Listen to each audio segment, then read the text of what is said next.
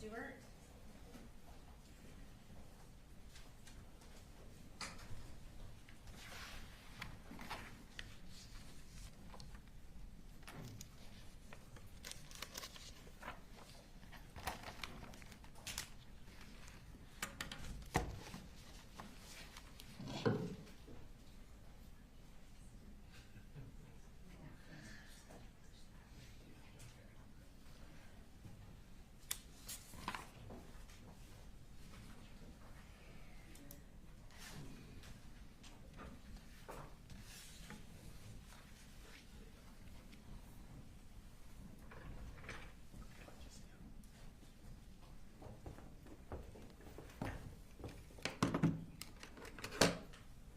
All right, if you want to go ahead and raise your right hand.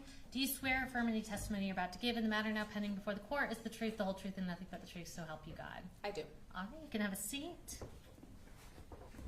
And if you will start just by introducing yourself to the jury, and I'll have you spell your name for the court reporter. I'm Daniella Stuart, Daniella Stuart. And Special Agent Stewart, where are you currently employed? I'm currently employed with the Georgia Bureau of Investigation. And what region?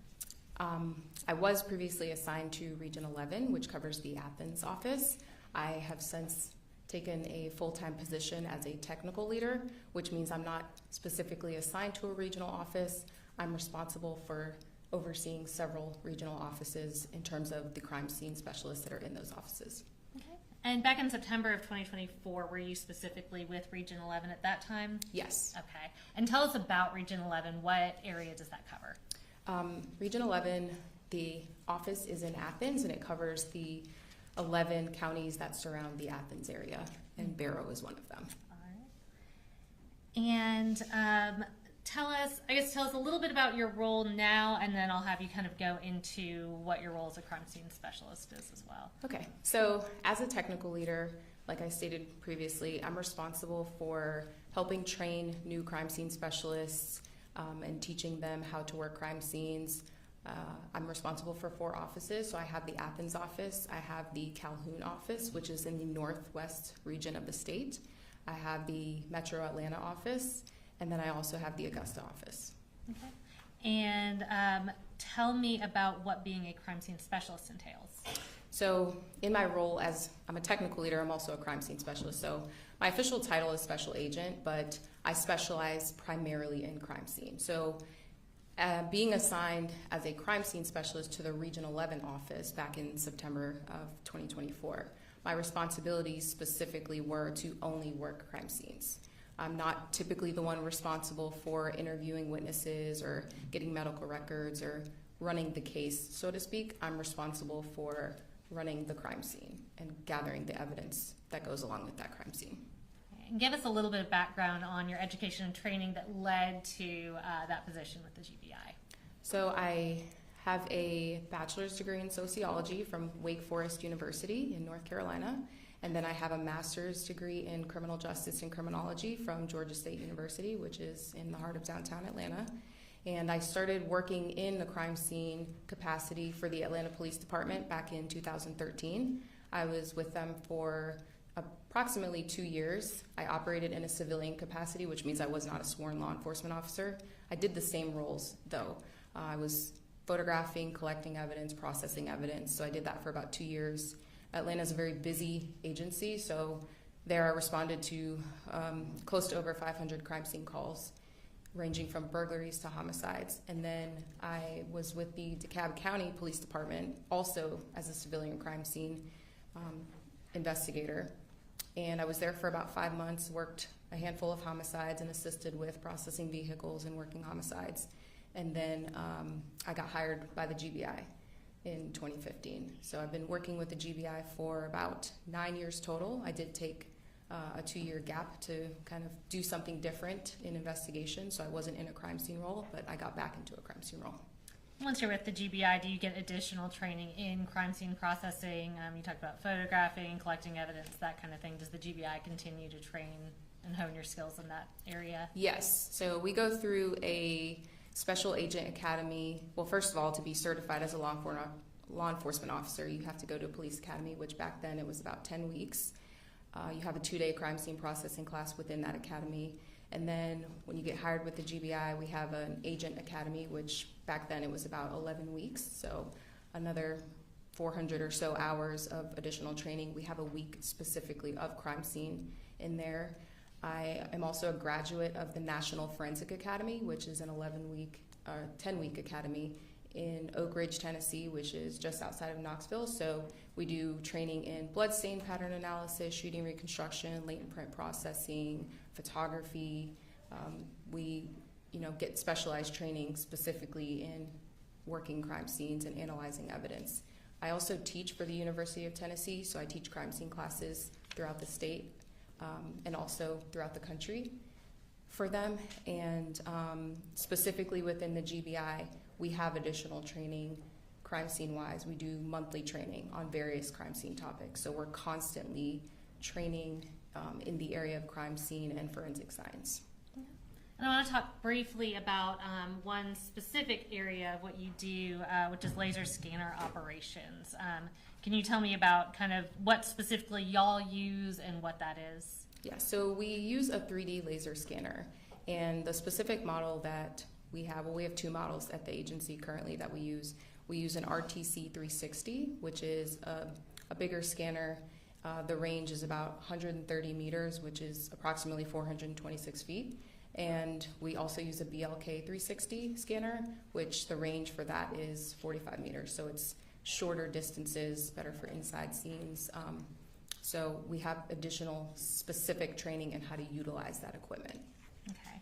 And tell us kind of what situations that equipment is useful for.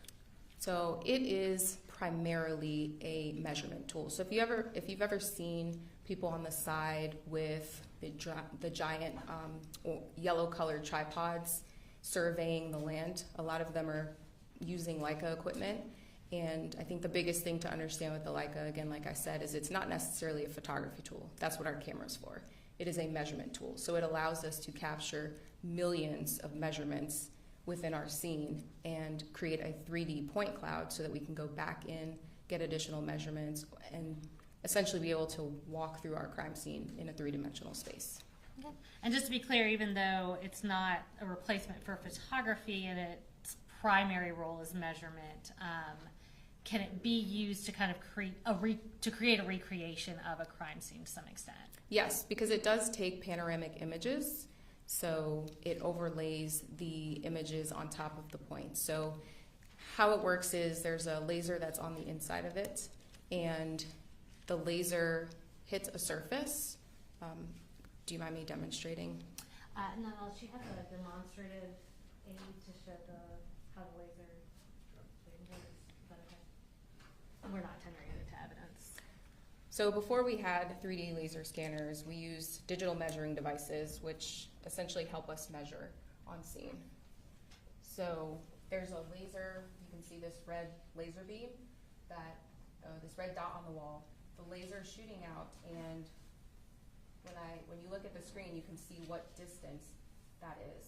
So the scanner is essentially using similar technology. There's a laser inside of the scanner that you can't see, like you'd be able to see that red dot. You can't see that laser, and when it strikes the surface, it returns that information back to the scanner, and it's measuring that distance. It captures approximately 2 million points per second, and it is very accurate. Okay. And have you testified as an expert in court before? Yes. And how many times? I've testified as an expert approximately 2 or 3 times. Okay. And Judge, at this time we would tender Special Agent Stuart as an expert in crime scene processing and Leica scanner use and data. No objection. No objection, Judge. All right, so we get the new business expert. So I'm going to ask you kind of a broad question. When you're processing a crime scene, so I'm talking specifically regarding to photographing, scanning, collecting evidence, talk us through what your general process is in doing that when you get to a crime scene. Yeah, so my general process when I get there is I first make contact with whoever was on scene, get a little bit of a briefing, kind of understanding of what's going on, what am I working with here. And then we typically would do a walkthrough with that individual, And then we start taking photographs because we want to photograph the scene exactly how it was before we add evidence markers or anything additional to the scene. And then once we take the overall photographs, we start putting out the yellow evidence markers that you've probably seen on TV. Sometimes we have different colors. But we start putting out the evidence markers. We will then use the laser scanner to scan the scene to get measurements.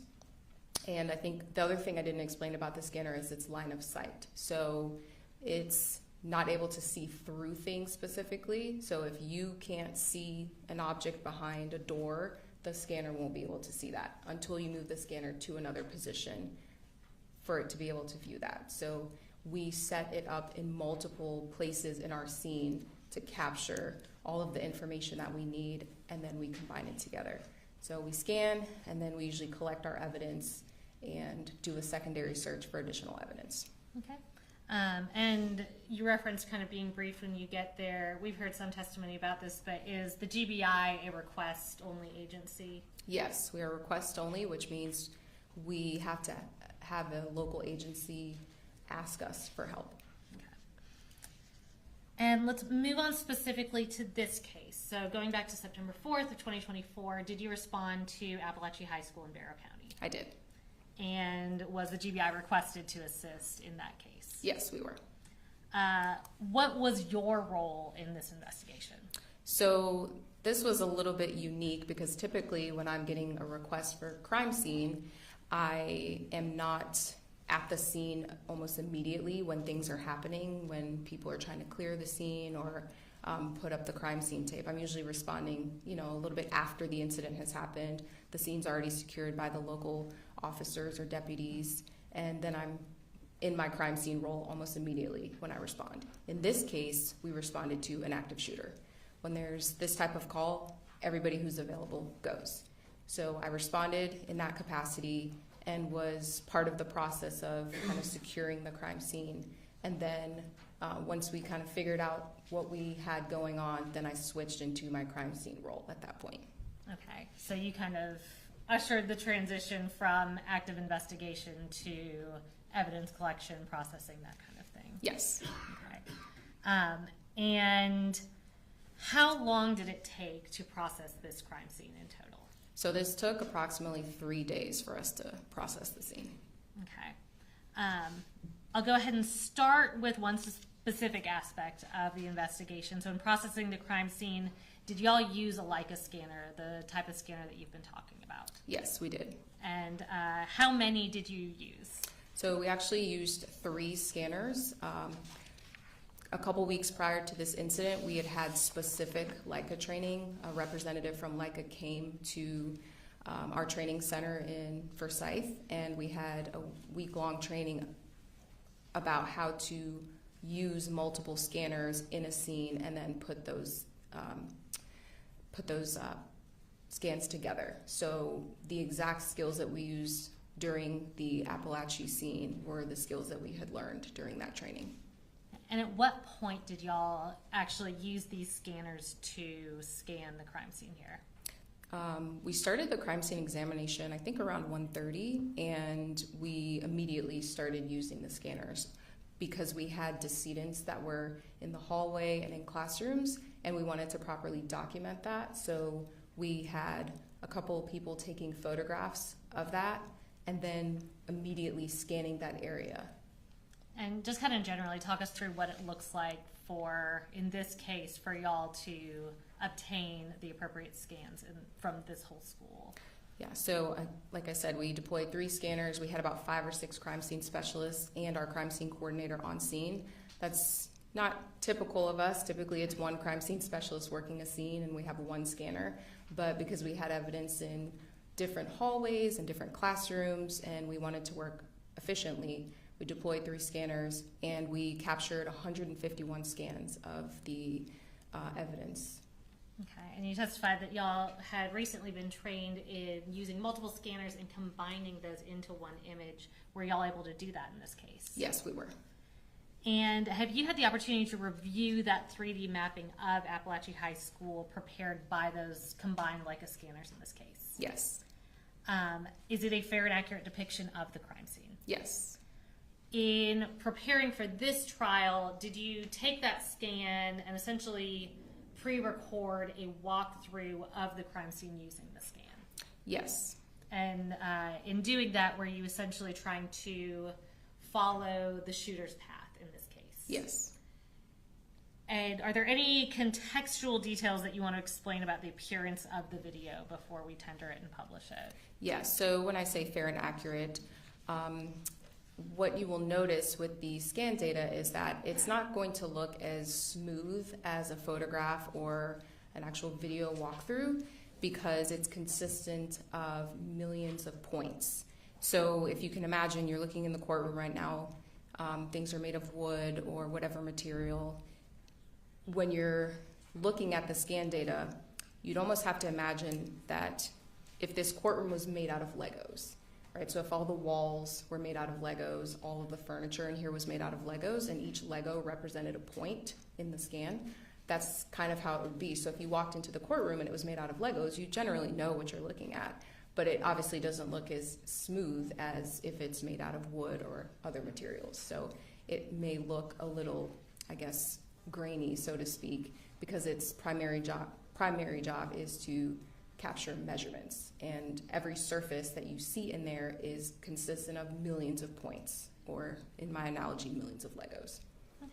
And with that caveat of some, I don't want to call it deficiencies, but deficiencies in the recreation of what was observed, is this scan and the walkthrough that you recorded a fair and accurate depiction of what you observed or what you captured at Apalachee High School on September 4th, I think, and September 5th?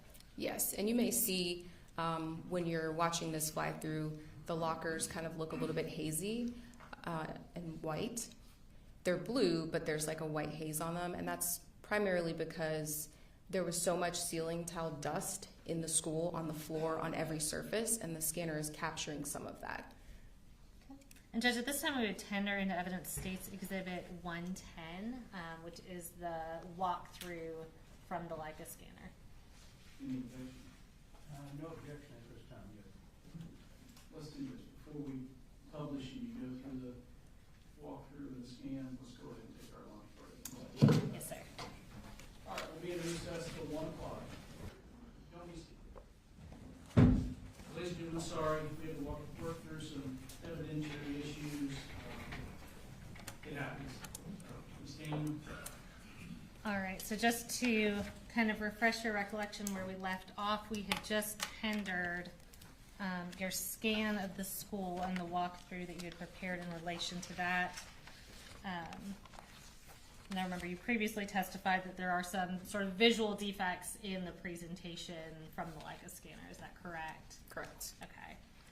So before we publish that for the jury, do you want to kind of just tell us what we're going to see first off to give us an idea of what we're looking at and what we'll see for the first minute or two of it? Yeah, so the video starts in the boys' bathroom that was on J Hall, and then in the video will be coming out of the bathroom and then turning left down the hall and proceeding down the hallway towards Miss Greer's classroom and Miss Ryan's classroom. All right, just for clarification purposes, is it the same bathroom that Colt Gray was in and exited the direction he exited towards on September 4th of 2024? Yes.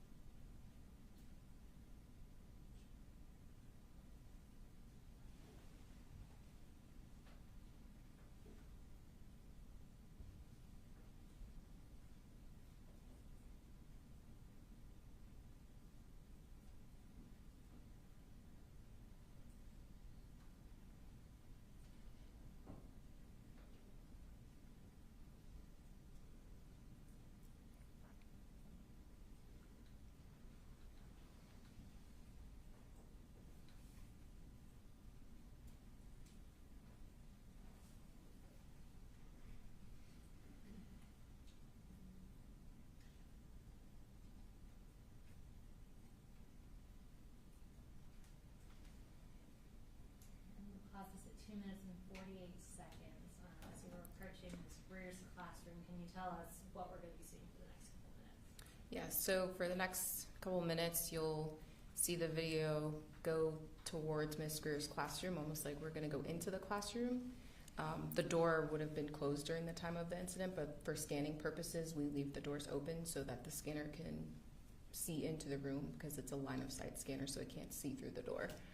What you may also see is some what we call noise.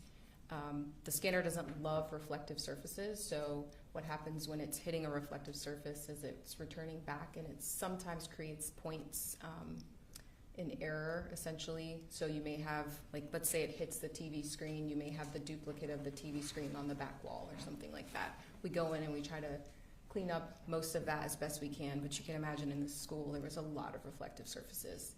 So you may see some of that as well.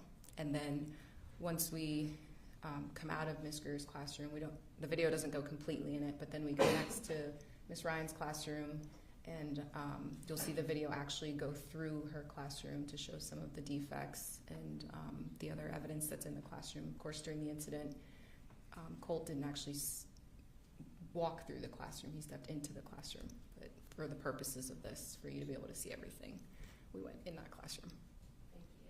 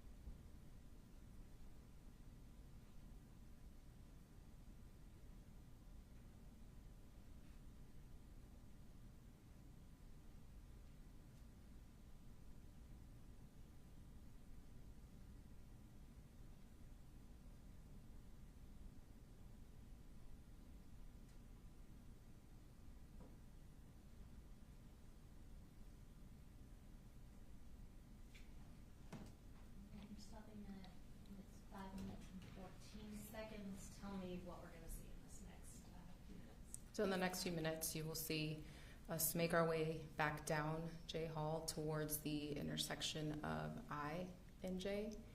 And that intersection is where Miss Irami gets shot. Colt shoots Miss Irami from that intersection, and also Coach Aspinwall and Mr. Phoenix. So is it going to look down the hallway where Coach Aspinwall and Mr. Phoenix were? Correct.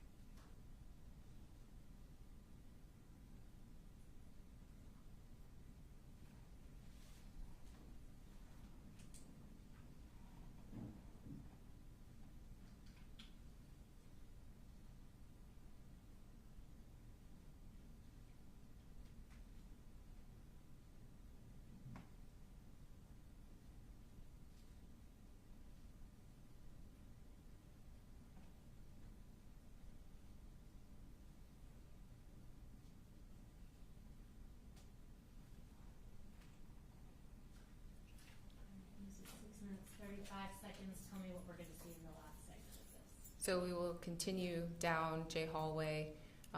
Obviously in this I'm flying through very slowly because I don't want anyone to feel like they're on a roller coaster. But in the video, obviously, things were moving much faster. And is there an additional hallway we're going to look down as we get further? Yeah, so we'll get to the end of J hallway. It will turn towards that last classroom on the left side of the hallway because in the video it appeared that he almost, like he looked into that classroom. I don't know if he was attempting to go in, but he looked in that classroom and then he turns around, points back down J hall. That's where he shoots Mason, and then turns and points the gun at a kid that is down K hall, and then that almost in that same moment law enforcement is making contact with him.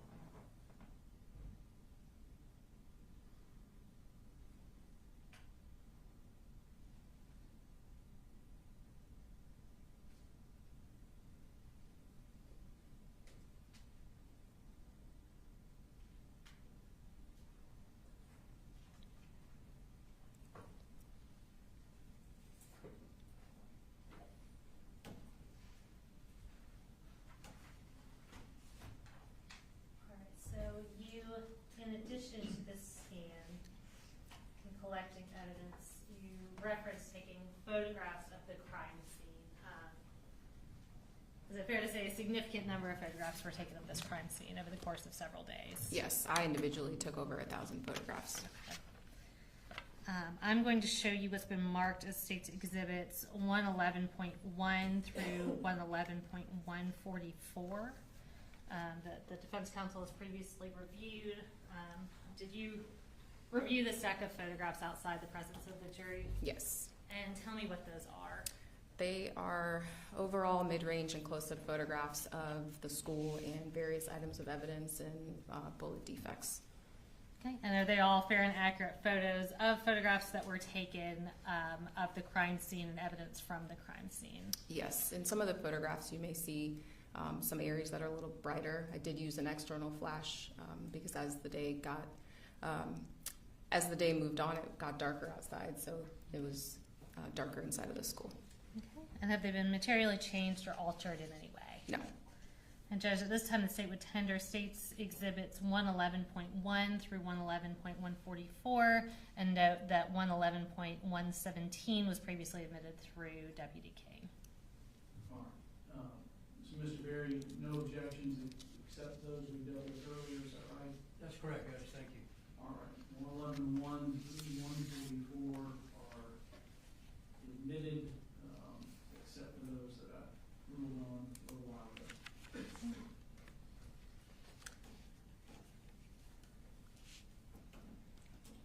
We're going to pull these up, and we will start with 111.1, and we've got some orienting slides throughout this. So we'll start with pictures starting at the J Hall bathroom. And can you just tell us, is that the relevant bathroom to this case that Colt was in? Yes. Okay. And this starting with 111.1, and I'm just going to say the last part of the number. All of these are parts of State's Exhibit 111. So starting with 1, tell us what we're looking at. This is just an exterior photograph of the bathroom. Okay. And is that a bullet defect, on the right side of the bathroom sign? Yes. Okay. And going to 2. This is making my way into the bathroom. And next. Again, continuing into the bathroom. Okay, and that's 111.3. And next, and I know we've got some out of order, so I'll try to avoid saying the numbers, but, so the next one, 4, what does that show? That would be the first bathroom stall on the left when you enter the bathroom. Okay, and the next one? This is a close-up photograph of the hat and hall pass or office pass. And I'm going to show you what's been marked as State's Exhibit 112 and 113. And can you identify what this is for the jury? Yes, this is a bag containing the blue and white in color hat that you see in the photograph, and also the media center and office pass. And then there was also a piece of paper on the floor, so it's also in this bag. Okay. And can I have you open that bag? And I think you've got materials up there to do that. And show us that hat and tag.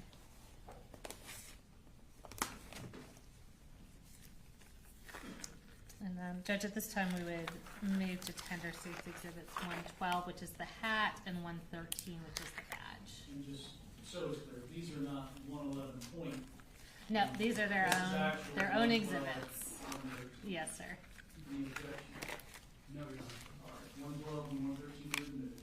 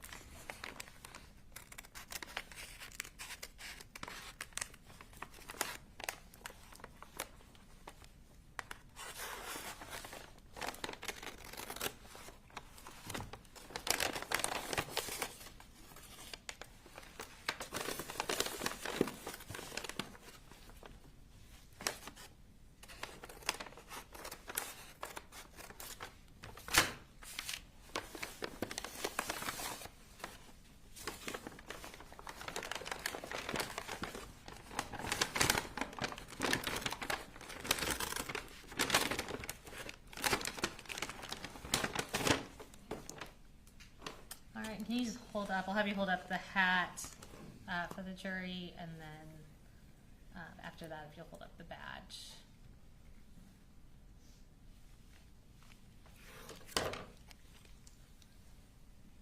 And can you tell us what the writing on that badge says?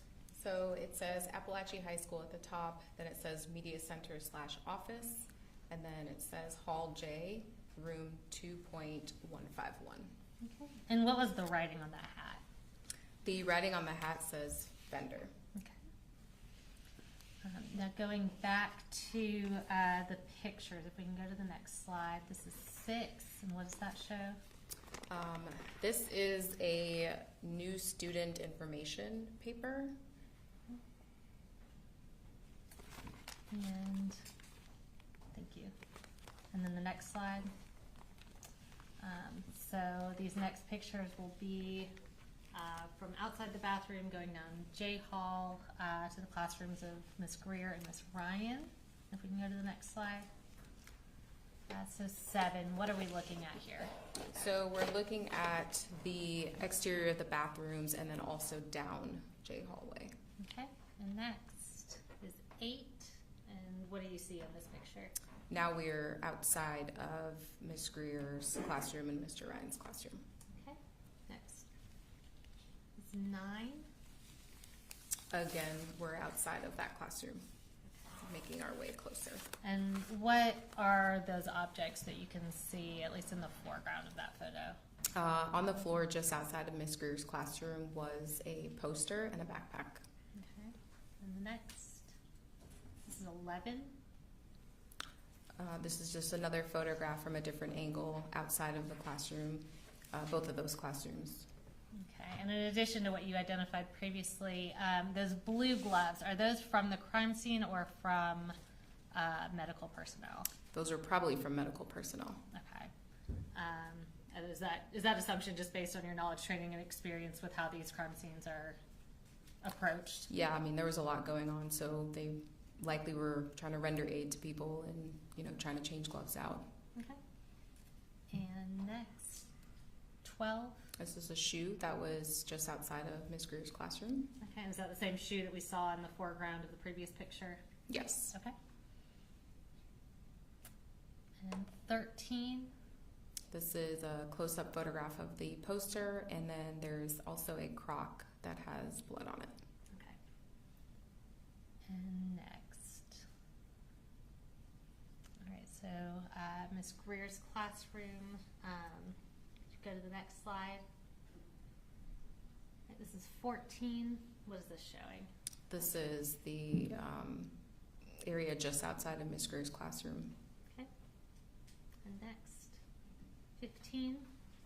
That's an overall photograph from the doorway of Miss Greer's classroom. Okay. And next. And so referencing Miss Ryan's classroom. So going to the next slide. 16. So just outside of the door of Miss Ryan's classroom. Okay. And next. This- 17. This was taken from the doorway.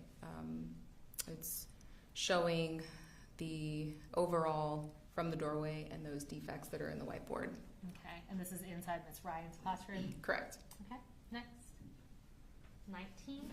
So this would be in the doorway looking down. So what you'll notice in this photograph is we have some evidence markers that are out, and then we have sticky notes on the ground. So this photograph was taken on day 2. What happened was day 1, we collected all of our evidence, and then in order to do a thorough search of the room and find additional cartridge cases, we had to move things out, but we wanted to still have a reference of where the evidence was from the previous day. So we utilized sticky notes to do that in place of those evidence markers. Okay. And that's 19. Next is 18. Just another overall of the classroom from a different angle. All right. And next is 21. Again, another kind of overall of the classroom from another corner showing evidence markers. Okay, and that significant amount of blood that we see on the floor there, is that the same blood that we saw when you were coming into the room? Correct. Okay, and that's 21. If we go to the next one. And this is 28. Yeah, so evidence marker 28 was just inside of the doorway towards the left door jamb. Okay, and next. Or I'm sorry, can we go back to 28? What is that evidence marker 28 showing? It's showing a cartridge case. Okay, and next is 29. Yeah, 29, 30, and 31 were also just inside of the doorway, but towards the right side, and they represent cartridge cases. You're going to hear me say cartridge case. It's the more formal term for a shell casing. Okay. And next is 30. Close-up of the cartridge case that was just underneath the desk. Okay. Next is 22. So this would be with the door closed. There were blood stains that were on the back of the door that we initially couldn't see when we first walked in until we closed the door. Okay. And that's the door, the entrance to the classroom. Is that closed? Correct. Okay. Next, 23. Just a close-up photograph of one of the blood stains on that wall. And next, 24. So this is a bullet defect. If you remember, evidence markers 30 and 31 were on the right side just as you enter, and so there was also a bullet defect in that area. And then next, This is a close-up of that defect. okay, and that's 25. And next, 27. So just an overall of evidence markers 29, 31, and 32. Okay. And we see that significant amount of blood up in the top corner. Is that same near the doorway that we're at? Correct. Okay. That was 27. And next, 26. So the significant amount of blood that was previously referenced would now be towards the bottom of the photo behind us, essentially, and now we're looking at other evidence markers in relation to that. Okay. And next to that evidence marker 32, what is that? A cartridge case. Okay. And that was 26. Next is 31. Close-up of cartridge case. And next, 34. These are cartridge cases that were either like under chairs that had been turned over or near desks. Okay. And is that black object on the right side, is that a chair that's turned over? Yeah, that was a chair that had flipped over. Okay. And that was 34. Next is 35. Cartridge case at evidence marker 38. I believe this is under a chair. Okay. Next is 36. So this is an overall photograph of evidence markers just inside the room. Okay. And is that like crocheting or knitting yarn that we see right there? Yes. Okay. That was 36. Next is 38. Another photograph of evidence markers 28, 29, 31, and 32, all representing cartridge cases. Okay. And again, is that door in that top corner the front door to the classroom? Correct. All right. Next is 37. Just a closer photo of 35. There's another evidence marker that's just on the other side of the chair, which would be number 34. That's difficult to see from this photo. Okay.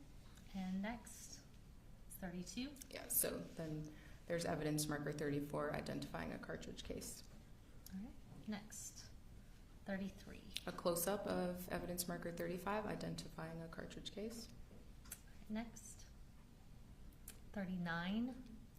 So an overall photograph of evidence markers, and there are some blood stains as well. Next, 41. Overall photograph showing some of the cartridge cases that are underneath desks. Right, next is 42. Just a closer up photograph of those evidence markers. Okay. And going back to 43. So this would be, if you walk into the classroom and turn left, this would be that corner. Okay. And is that screen in the top right corner, does that say clear touch? Yes. Okay.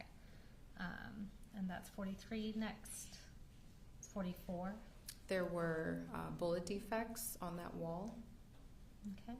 Next, 49. That's a closer up photograph of some of those bullet defects. Okay, and tell us about the measurements on those markers. What are those, inches, centimeters? What are those showing? So typically we use centimeters. We refer to bullet defects and blood stains typically in millimeters or centimeters, Okay. preferably millimeters. Thank you. That was 49. Next is 45. This would be in the previous photo. If you are standing in the doorway of the classroom and you look left, we saw that podium, and these are blood stains that were on the podium, and then also on the wall near that podium. Okay. And next is 53. So these are the bullet defects that we saw on that wall on the left side. If we continue along that wall, there's a whiteboard, and these are the bullet defects that are on the whiteboard, a little below the whiteboard, and then above that whiteboard. And do you have a silver pointer that's up there? Yes. All right. And on this picture, I'm just going to have you on the screen behind you. Can you just point out, since it's kind of white on white, where all the bullet defects are that you see? Okay. So If you can reach it. any place that you see in what we call an L scale, it's an adhesive scale. Any place that you see that represents a bullet defect. Some of them represent 2 bullet defects because they were so close together. It didn't make sense to try to finagle 2 scales. These dots are dots that were already on the whiteboard in whiteboard marker, probably drawn by the teacher or a student. So if there's not an L scale next to it, then it's not a bullet defect. Thank you. And that was 53. We can go to the next one. 54. Is that same board? Yes. Okay. And just a little easier to see the Yes. defects there. Okay. And next.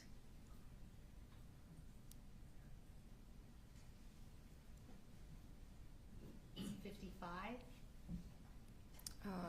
More photographs of the bullet defects. Okay. Next is 56. Additional bullet defects. Okay. And 46. So in this photograph, there's not a scale on this one. I think maybe the next photo, I know I have photos with it, but that's a defect in a desk. Okay, and then can you point to it on the screen behind us? I think it's pretty visible, but I know it's obviously on black material. Okay, thank you. And next is 47. Additional bullet defects on desk 21. Okay. And next is 48. A defect on desk 19. All right. And next, I'm going to use this classroom seating chart. This was previously tendered as stated with it.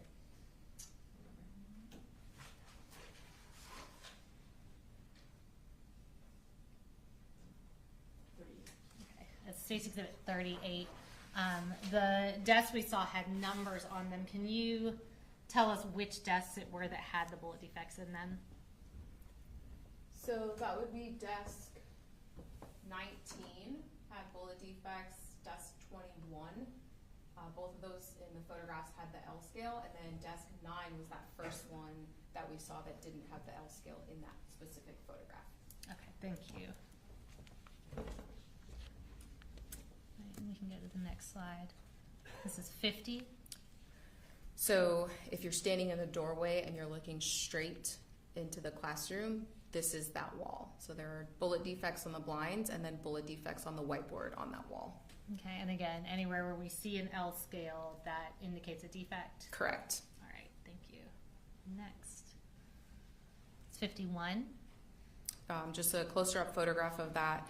And as I mentioned before, especially on this whiteboard in particular, there were a couple of bullet defects represented by 1 L scale. Most of them are just 1, but on this particular whiteboard, there were a couple of L scales that represented 2 bullet defects. Okay, thank you.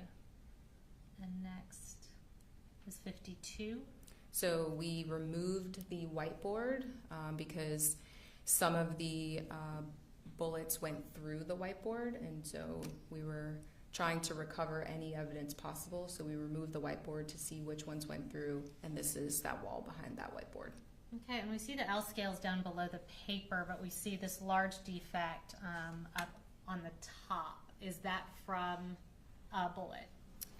It's likely from a bullet, Okay. yes. Was that consistent with being Yes. from a bullet where the defects were on the board? Correct. All right, thank you. And that was 52.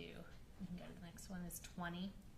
So as I said before, day 1, we did our initial search. We came back into this classroom on day 2. We had to remove everything from the classroom to recover additional evidence. and labeled a blood stain. So this is a photograph of us when we had taken everything out, and we have the evidence markers showing where the additional cartridge cases were.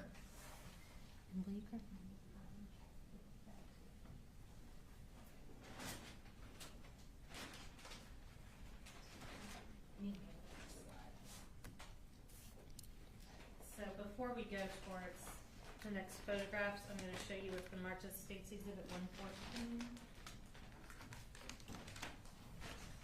And can you just identify what this is?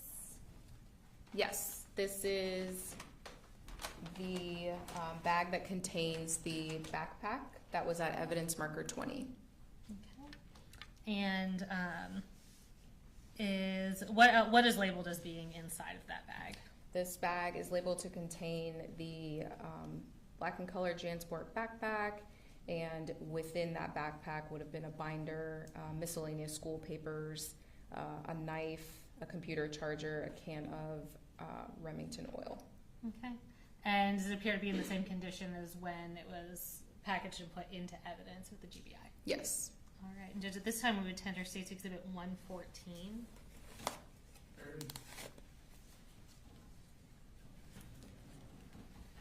All right, so I'm going to have you open that up.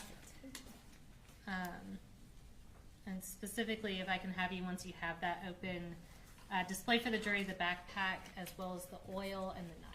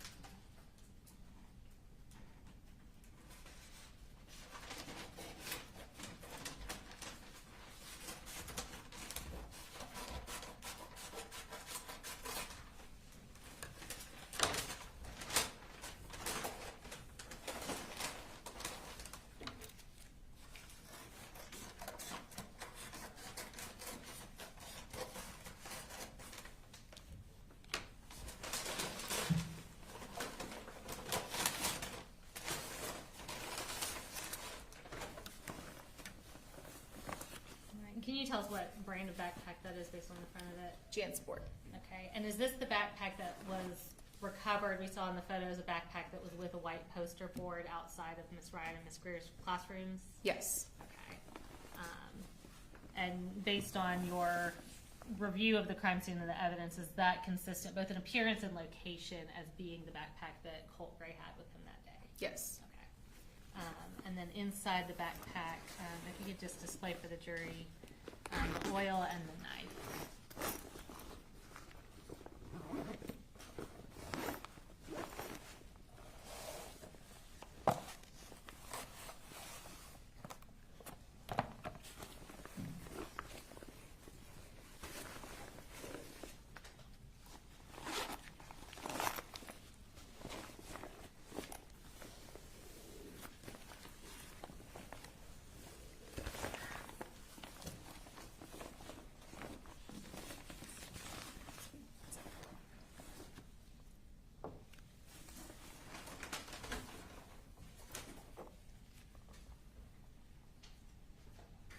And can you just read what that is off the can? Yes, it says Remington, and then it says Rem Oil Firearm Lubricant.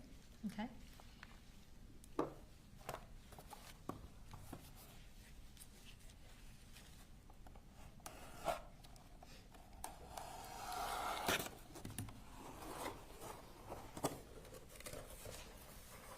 I may have to step down for this. I'm sorry? I may have to step down. Okay, for that's this. fine. And I'll go ahead and ask you, I think it's pretty obvious, but was the knife in that packaging when it was recovered from the crime scene, or was that done by law enforcement? I would have packaged the knife safely.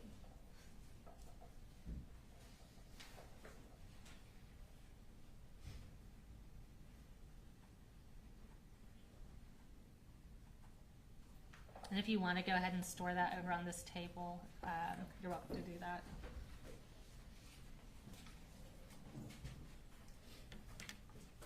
Thank you. Next, I'm going to show you what have been marked as State's Exhibits 109 and 115.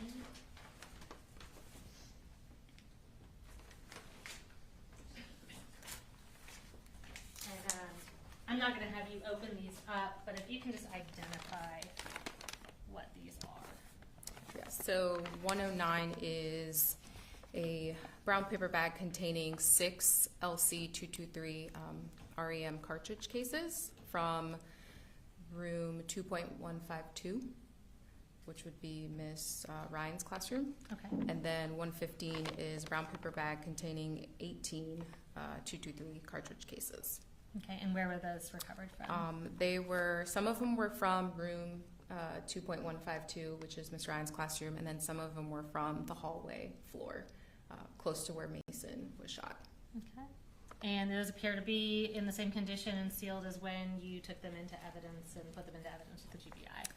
Yes, the only difference is they have the blue evidence tape showing that they've been to the firearms section for analysis. Okay.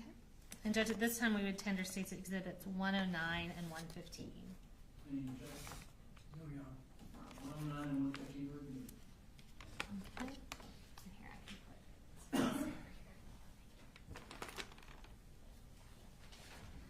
And we're going to go back to some of the photographs. So we have our next photographs from when he shot towards Miss Iramy's classroom. If we can go to the next slide. This is 64. Can you tell us what we're looking at here? So we're looking at evidence marker 14, which is kind of close to where Miss Iramy's classroom was. Okay, and is that her classroom where we see her name up on the ceiling? Yes. Okay. And next? This would be the outside of Miss Iramy's classroom. Okay, and that's 65. And next is 66. Just a close-up of the outside of her classroom. Okay. Next. So in this photograph, this is an overall of, there are actually 2 pieces of bullet jacket and I think lead core, so bullet defects that are just outside of her classroom. Okay, and this is 63. And if you can show us on this photo where the defects are on the screen behind you. Thank you. And we'll go to the next photo. 67. Those are close-ups of those fragments. Okay, and that's Miss Iramy's doorway. Correct. All right. And next, 68. This is just outside of her classroom, looking down, kind of leading into her classroom. Okay. Next, 69. Looking down at the blood stains that are just inside of the doorway. Next is 70. So this would be an overall of part of her classroom. All right. And we see obviously a significant amount of blood and a pink article of clothing. Is that where Miss Iramy was when she was first located by law enforcement? Yes. Okay. And next. Just another photograph of the blood stains. Okay, that's 71. This is 72. This would be her sweater. All right. Next. So this is just on I-Hall. And we can go to the next slide. I-Hall's where Coach Aspinwall and Coach Phoenix's classrooms were located. What are we looking at here in 144? So where the green evidence markers are that's I-Hall. So we used yellow evidence markers on J-Hall and green evidence markers on I-Hall. Okay.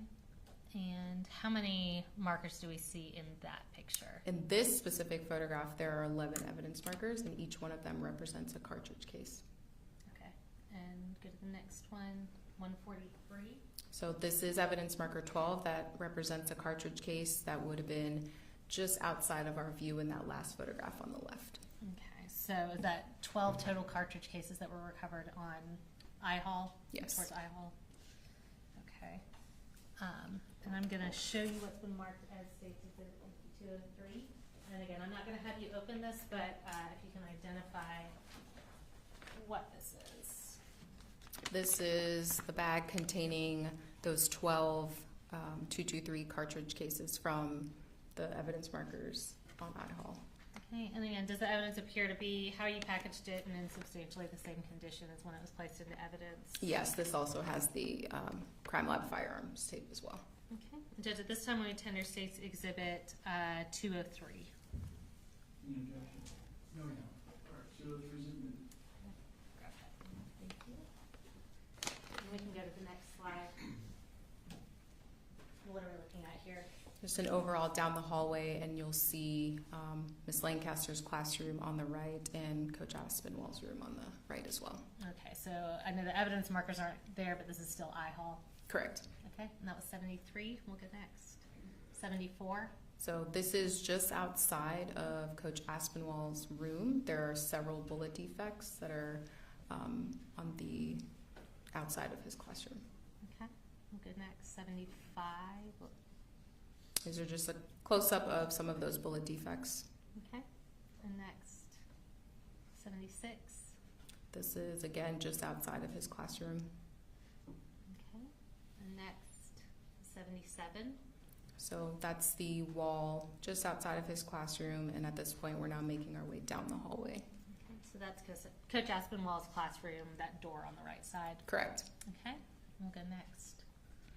That's 78. So these are the lockers that would be just past his classroom. Okay, and there are those defects where we see the white markers. Yes. Okay, we'll go next to 79. This is a close-up of one of those bullet defects. Next is 80. Close-up of one of those defects. Okay, next. 81. So in the right side of this photograph, you'll see the end of those same lockers.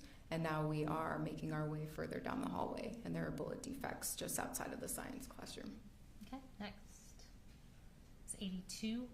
That's a closer photograph of those defects. Okay, next is 83. A close-up of the one that's low on the door frame. Okay, next is 87. So Miss Yike's classroom was actually across the hall, so we're still continuing down the hall. So instead of being on the right side where you just observe those defects, we're now on the left side of the hallway, but we're still making our way down the hall. Okay, and I'm actually going to have you, we've got the map of the classroom right there. If you want to look and show us where Miss Yike's classroom is in relation to Coach Aspinwall. I'm sorry, Brooke. So Coach Aspinwall's classroom is here, and some of the defects that you saw were further down the hallway, and now we're across the hall at Miss Yike's classroom. Thank you. All right, and that was 87, and we'll go to the next one now. 88.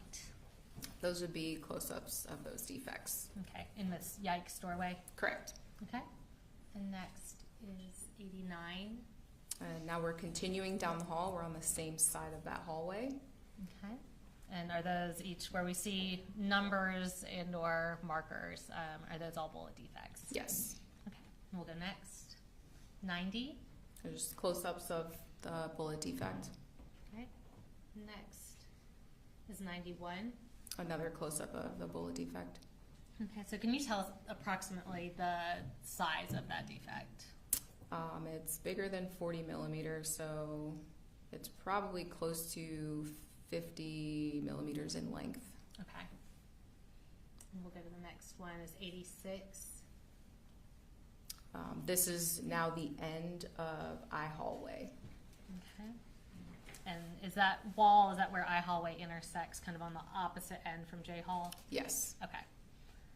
And we'll go to the next one. That's 84. So this would now be the other hallway where I intersects on the opposite side. Okay. And do you see a bullet defect in this picture? Yes. And could you show that to us on the screen behind you?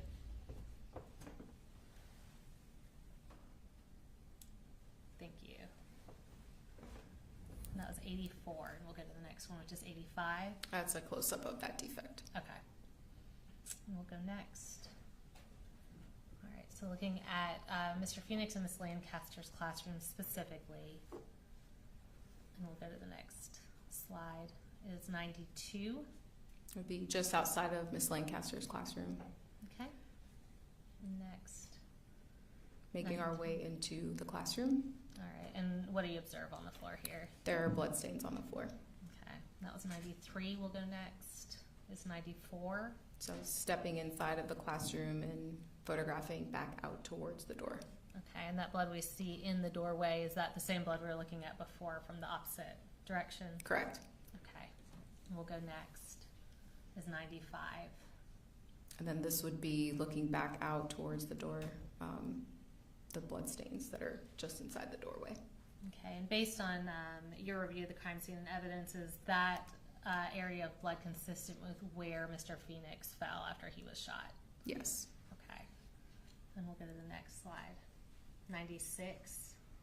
This is just looking back out towards the hallway. Okay, and the next one. So now moving down to Coach Aspinwall's classroom. We'll go to the next slide. All right, 97, what are we looking at? The area outside of his classroom. Okay, and next, 98. The doorway immediately inside. Okay, and that's going into Coach Aspinwall's classroom? Correct. Okay, Now we're in the doorway photographing our way in. Okay, and this is 99, and what do you observe on the floor here? There are blood stains on the floor. Okay, and we'll go next. This is 100. So this would be the opposite corner from the doorway, looking back out. Okay, and that blood that we see kind of in the middle of the photo here, is that same area of blood that we were seeing when you were coming in from the classroom? Yes. All right, we'll go next. Is 101. Just an overall photograph of that blood. Okay, and based on your review of the crime scene and the evidence, is where that blood is consistent with where Coach Aspinwall fell? I believe, yeah, he fell kind of outside of the doorway. I don't know if he was even able himself to make it in. I think someone had to pull him into the classroom. Okay. And we'll go to the next slide. This is 102. Just an overall of those blood stains, and that's kind of why you see it streaky. That appears to be the drag marks. Okay. And based on your knowledge, training, experience, is that consistent with somebody being dragged? Yes, generally. Okay. And we'll go to the next slide. So we're now going down J Hall to the area where Mason was killed. And we'll go to the next slide now. All right, so this is 7. Can you tell us what we're looking at here? This is back outside of the boys' bathroom. Okay, so we've gone down the hall. Are we now coming back towards the hall, kind of like we saw in the Leica scan Correct. video? Okay. And we'll go to the next one. And this is 57. Is this that same boys' bathroom where Colt started? Yes. Okay, and what do you see in this photo? There are bullet defects just outside of the boys' bathroom on that wall. Okay. And we'll go to the next one. That's 59. And what do you see relevant in this photo? So on the left side of this photograph, you see part of one of the bigger bullet defects, and then there's a piece of paper, and on the paper and on the wall, there were what appeared to be blood stains and potential body tissue. Okay. And we'll go to the next slide. This is 60. So this is the workroom area that's, if you're staring at the wall that we were just on outside of the boys' bathroom, this would be towards the right and somewhat across from Miss Irami's classroom. Okay. And we'll go to the next one, 61. So this was a paper that was hanging on the wall, like I said, just to the right of the boys' bathroom, and there was a bullet defect in that paper. Okay. We'll go to the next slide, 62. This, on the right side of this photograph, that's the workroom door, and there's a bullet defect just outside of that door. Okay. We'll go next is 103. What are we looking at here? So from where this photograph was taken, I was standing on K Hall, so the intersection of J and K, and I'm looking at the evidence markers that are just outside of classroom 2.141 and near the lockers and the blood where Mason was found. Okay, so we see this blood on the left side of the photo. Is that where Mason's body was when law enforcement arrived? Yes. All right, and we see, we'll show closer pictures, but that black object with the evidence markers on the right side of the photo, is that approximately where Colt surrendered to law enforcement? Yes. Okay. And we'll go to the next photo. Are we looking, I apologize, are we looking from K Hall on that picture? Yes. Okay, thank you. We'll go to the next one. And this is 104. So this is a cartridge case at evidence marker 9, which was near Mason's body.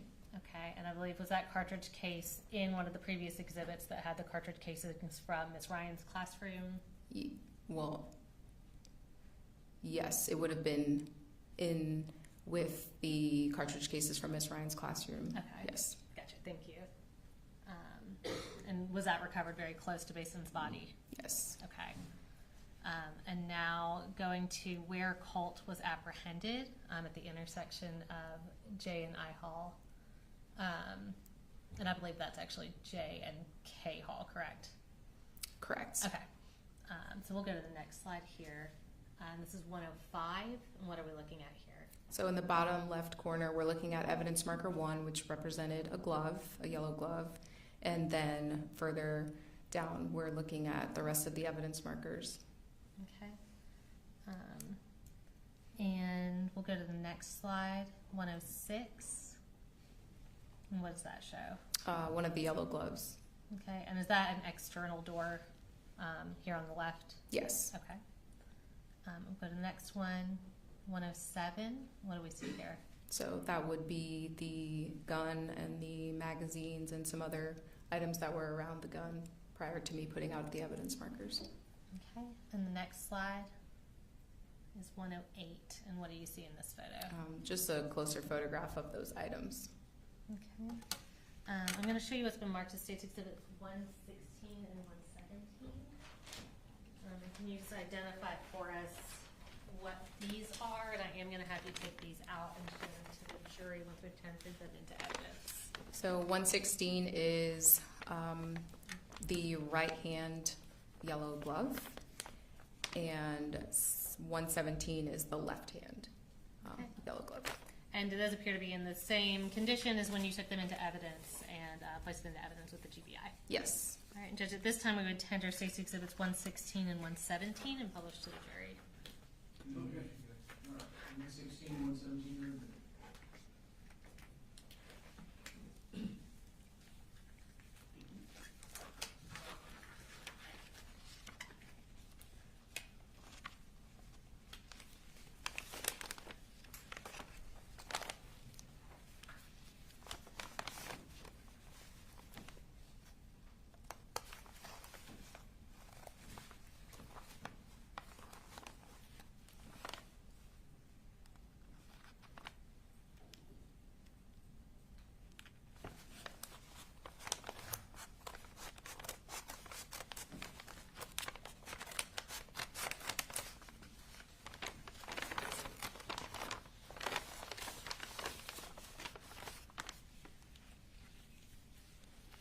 Do you want me to take both out at the same time or one? Yeah, you can break that out. Okay.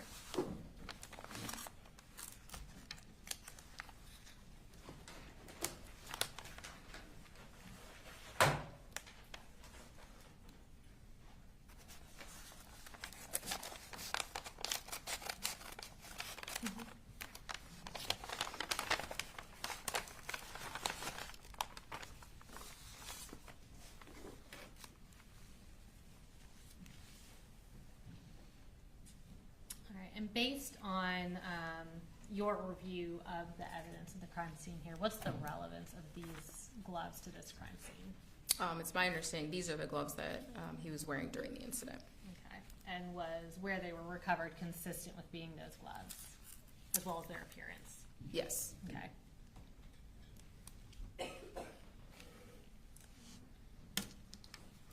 And if you want to put this back in the bag, I can move them over. And as I do that, I'm going to ask you a couple of kind of contextual questions. Can you give us an idea of the distance that Colt was from Miss Ehrman when he fired? have been approximately 40 feet. And similarly, can you tell us approximately how far Colt was when he fired towards Coach Aspinwall and Mr. Phoenix? It would have been probably between 16 to 18 feet. Coach Aspinwall, I believe, was closer than Mr. Phoenix was. Okay. And then just to kind of give us some context, what is the width of the hallway, like J Hall, in the school? The width of the hallways is approximately 11 feet. 11 feet wide, okay. Thank you. And now going back, we have a few more photos, so we'll go to the next slide. And what does this show in 110? This is a overall photograph of the gun and some of the items around it. Okay. And the next slide was 111. What is that in that photo? That's one of the magazines. There were 3 additional magazines along with the one that was in the gun for a total of 4. Okay. And now I am going to tender into evidence. So we've got State's Exhibit 118, which is contained in the box. I believe 118 and 119 are inside of this white box. Do you want to step down? Sure. And review that and identify it for us and confirm whether it appears to be in the same condition as when it was recovered?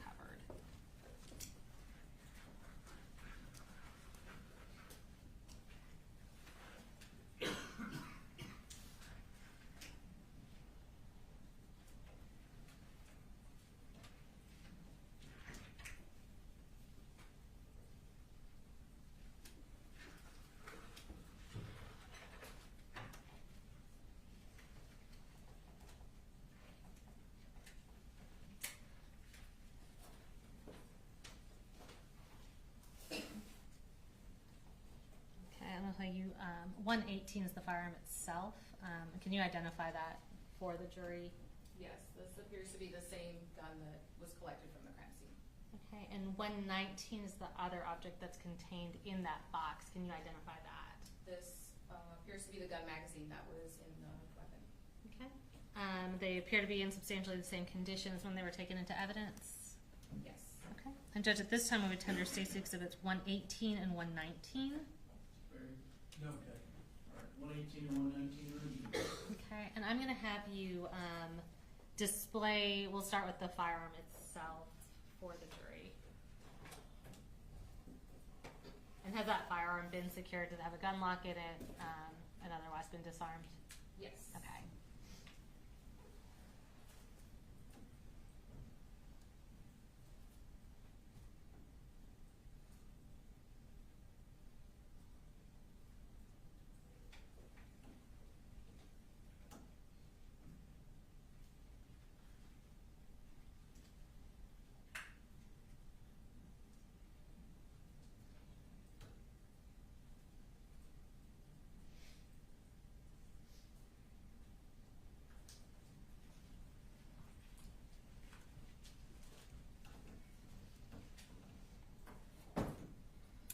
Can you now display 119, the magazine that was in the firearm at the time?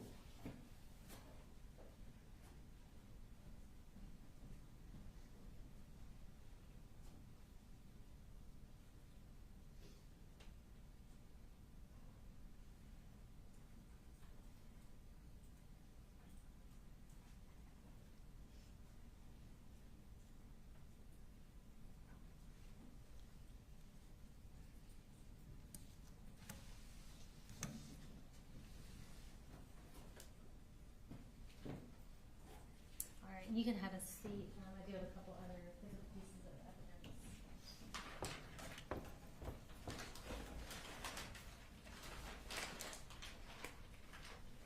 So I'm going to go ahead and provide you State's Exhibits 122, 123, and 124. I'm not going to take all of those out.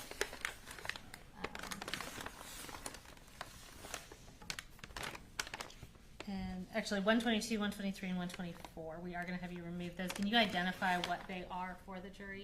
Yes, 122 is the tan-colored magazine, and there was one cartridge that was in the magazine, so both items are in this bag. Okay. And does it appear to be in substantially the same condition as when it was put into evidence? Yes, it also has the blue firearms tape. Okay. And likewise, can you go ahead and identify 123 and 124? As I stated previously, there were 3 additional mags. So 122 was the tan-colored magazine at evidence marker 5, 126, and it's a black 60 capacity gun magazine, and there were 17 cartridges in that magazine. Okay. And then 124, as I stated previously, was also near the gun, and it is a black gun magazine, but this time it's a 30 capacity magazine, and it was full. There were 15 LC-14 cartridges and 15 of the LC-223 cartridges in that magazine.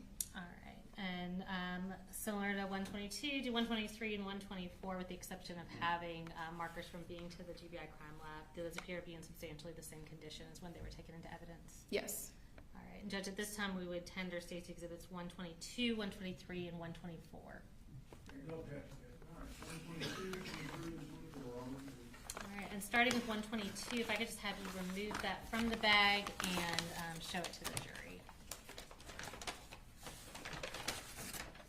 Do you want just the magazine or also the coin envelope that has the cartridge?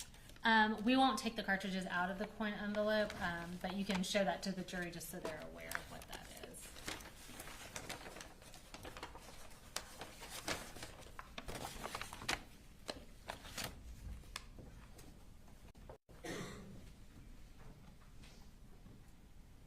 And can you explain what's inside that envelope? Yeah, so when we are collecting evidence, we try to put everything in paper, and when we're collecting cartridges and cartridge cases and fragments and bullets, we tend to put them in coin envelopes.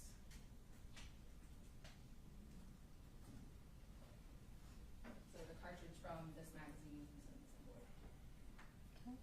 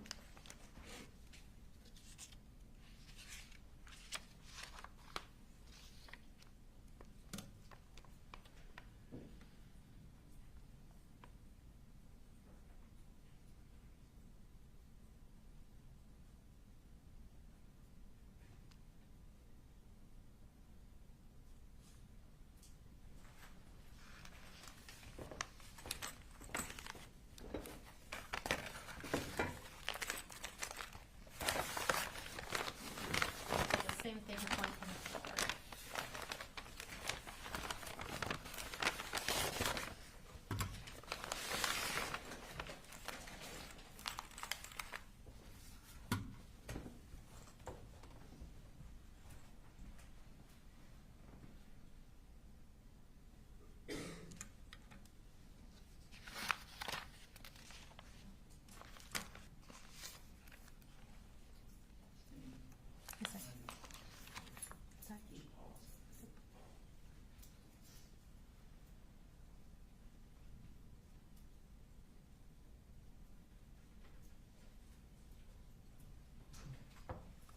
I know you all had a longer break than anticipated previously. You've been in here since 1. I need to make sure. So, we're going to take a 10 or so minutes. Thank you, Judge.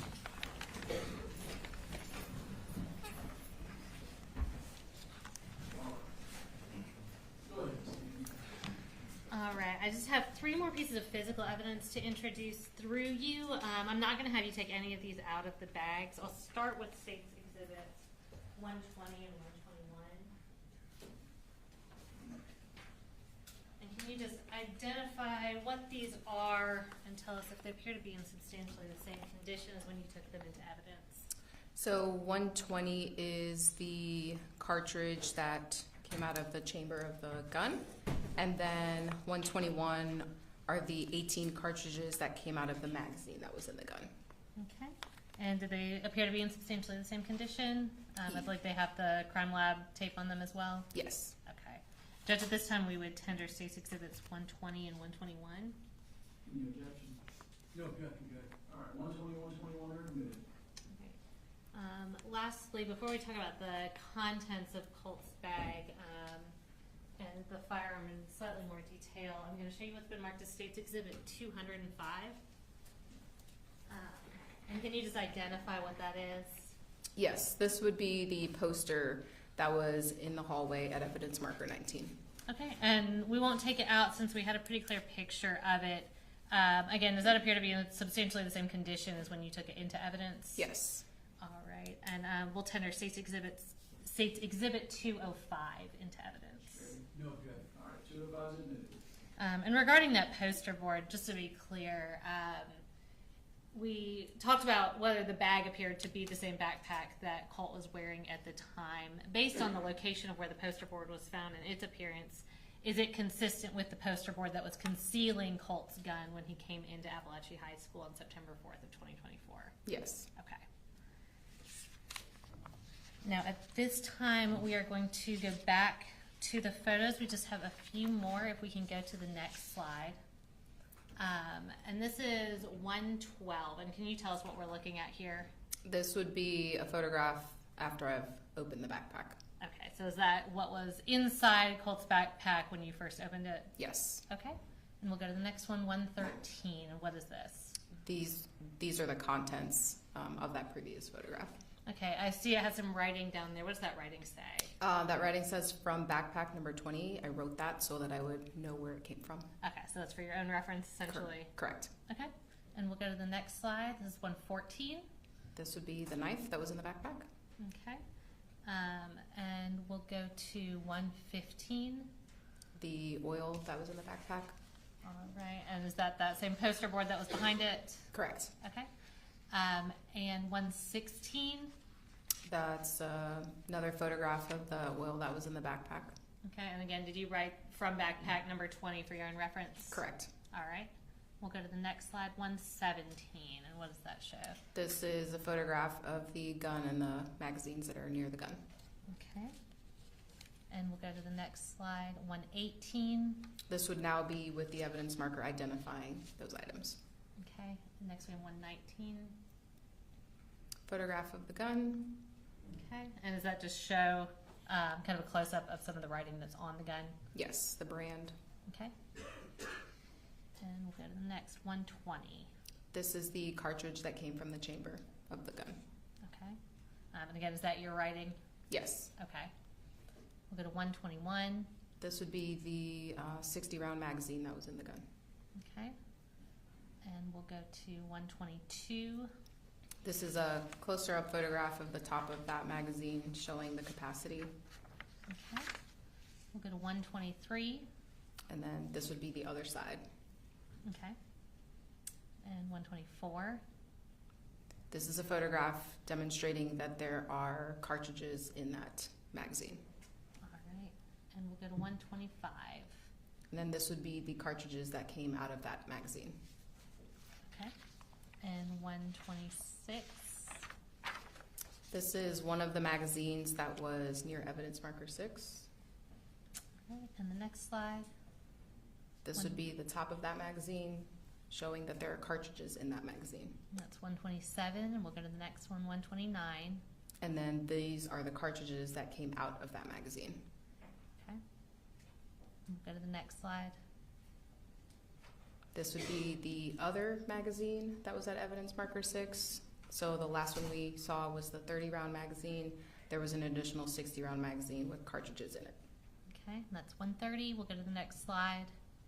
Is 131. This is the tan magazine that was near the gun, but identified by a different evidence marker. Okay, and we'll go to the next slide. 132. Oh, this is the magazine that we were talking about prior to the tan magazine. Okay, so we had that one picture a little out of order. Yeah. All right, and we'll go to the next one. Is 133. This is the top of the tan magazine showing that there's only one cartridge in that one. Okay.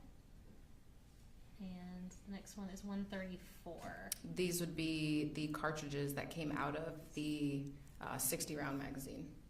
Okay. And the next slide, and we're going to hold off here.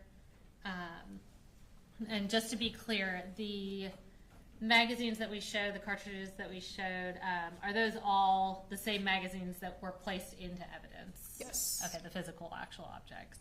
And Judge, this time we do have a few slides showing the deceased victims at the crime scene. We wanted to notify the public if anyone wanted to either leave or avert their eyes, as well as notify the media not to film. All right, so we had a hearing on this last Friday, turned into a consent order for the media that was at council present. So the following photographs are not to be recorded, videoed, photographed, and as I understand it, you've got a switch over there, sir, that'll disconnect you from the monitor, is that right? All right, if you will be sure that that disconnect's occurred.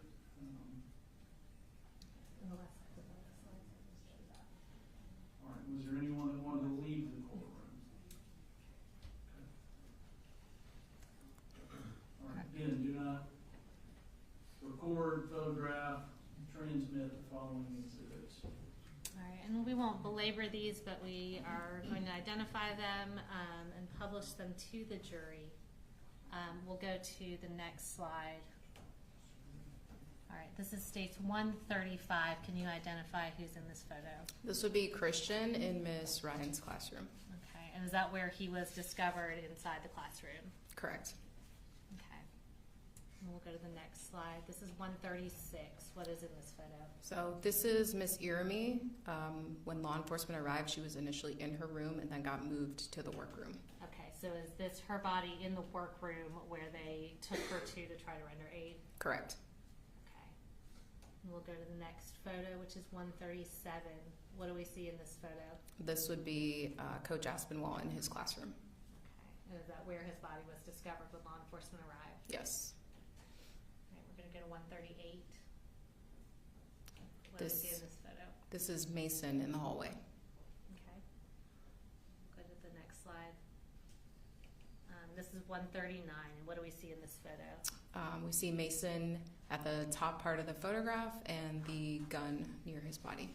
All right, and we had another photo that had Mason's body removed but showed where his blood remained. Did that picture accurately show the distance of where Colt surrendered from where Mason fell? Yes. Okay. And that's all we're going to show of those photos. I have just a few more questions for you before I sit down. So we just showed photos showing the distance of where Colt was when he surrendered from Mason's body. Can you tell us, based on your measurements, the distance of where Colt was when he surrendered from where the SROs were at the end of the hallway when they told him to surrender? Yeah, so from the approximate center of the intersection of K and J, where Colt was, and then the approximate center of where the SROs were, is approximately 165 feet, which is about 55 yards, which would be about the width of a football field, or this courtroom is almost 42 feet from the wall behind the jury and the wall behind the judge. So if we had 4 courtrooms stacked widthwise that way, it would be about 165 feet. Okay, thank you. And we've showed a lot of different cartridge cases in different contexts and different locations. How many total cartridge cases did you find at the scene? There were 36. Okay, so is it fair to say that means at minimum 36 shots were fired? Correct. Okay, and when I say at minimum, is it fair to account for a world where a case wasn't recovered or something like that? Yes. Okay. in spite of obviously a very, very thorough Yes. investigation and evidence collection. So in addition to the 36 cases, the 36 shots we know were fired, how many unused cartridges were with Colt Gray? There were 67. Okay. So is it fair to say that would mean at least 67 more shots that he could have fired if he used all the ammunition he brought? Correct. So total, how much ammunition minimum did Colt Gray bring with him that day to Apalachee High School on September 4th of 2024? 103 cartridges. No further questions from me at this time. The defense may have some questions for you. Cross, Mr. Perry. Thank you, Judge. Good afternoon, Nathan. Good afternoon. I just have a couple of questions for you about the backpack. Was there anything else found in the backpack? Yes, there were other items found in the backpack. Okay, what other items were found in the backpack that you didn't photograph? I did photograph them, they Oh, you just did? weren't included. Okay. The main thing that came out of there was the oil. Correct. Is that correct? That was one of the items that came out of the backpack. And tell me the other items that came out of the backpack.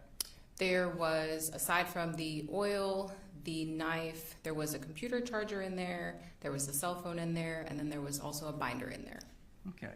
And you collected the cell phone to send off to have it looked at, Correct. correct?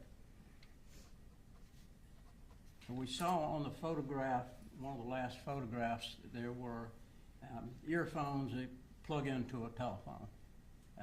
Were they laying there, if you remember? Yes, that would have been near the weapon. Okay. And you associated those with Colt? I don't know who they belong to specifically. Okay. They were just in close proximity. Correct. All right.